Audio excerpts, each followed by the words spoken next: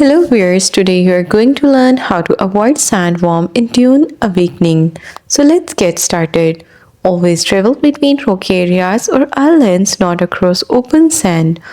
Also watch for sand trails and listen for rumbling sounds. They sign a worm is nearby.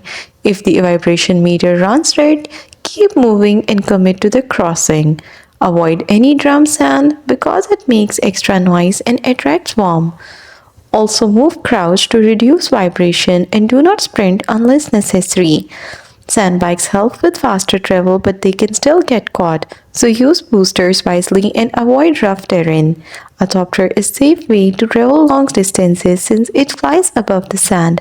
Before crossing, scout your route for worms and sand trails. If a worm breaches near you, run straight to rocky ground to escape. And that's all. Thanks for watching. Don't forget to like and subscribe.